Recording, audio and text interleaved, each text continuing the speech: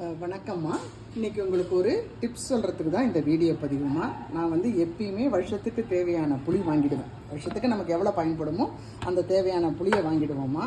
அந்த காலத்துலலாம் புளி வாங்கி ஸ்டோர் பண்ணுறாங்கன்னா கொட்டை புளி வாங்கி வீட்டிலேயே அரிஞ்சு காய வச்சு பதப்படுத்தி ஒரு பானையிலையோ ஒரு பிளாஸ்டிக் பாக்ஸ்லேயோ வச்சுருவாங்க. அது காலப்போக்கில் கருப்பாகிடும். இல்லைன்னா எங்கள் மாமியார்லாம் என்ன பண்ணுவாங்க, கொஞ்சம் அந்த புளியோட உப்பு கலந்து வைப்பாங்க. அந்த உப்பு கலந்து வச்சோமா அந்த பிசுப்பாக ஆகாது புளி, அப்படி தான் இருக்கும். ஆனால் கருப்பாயிடும். ஆனால் இப்போ நான் சில வருடங்களாக அந்த மாதிரி கொட்டை புளி வாங்கி இது பண்ணுறதுக்கெல்லாம் இப்போ டைம் கிடையாதுமா. இந்த மாதிரி அரிஞ்ச புளியே கடைகளில் சந்தையில் விற்குமா. பாருங்கள் எவ்வளோ ஜோராக இருக்குது பாருங்கள், புளி ஜம்முன்னு இருக்குது பாருங்கள்.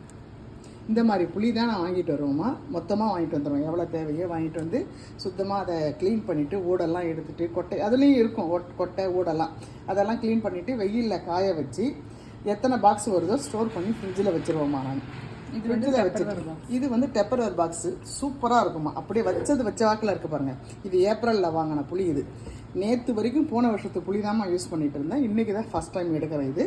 இதில் நம்ம தேவையானதை எடுத்து இந்த சின்ன பாக்ஸில் போட்டுட்டு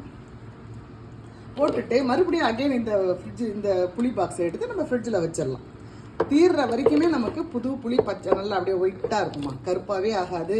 அந்த புளி பிசுப்பு தன்மைலாம் வரவே வராது. பாருங்கள் கை எப்படி இருக்குது பாருங்கள், வரவே வராது.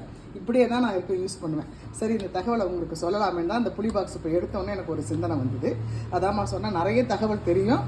தேவைப்பட்டவங்க கேளுங்க. என்னுடைய ஐடியாஸ் எல்லாம் நான் சொல்கிறேன். அனைவருக்கும் நன்றி, வணக்கம்.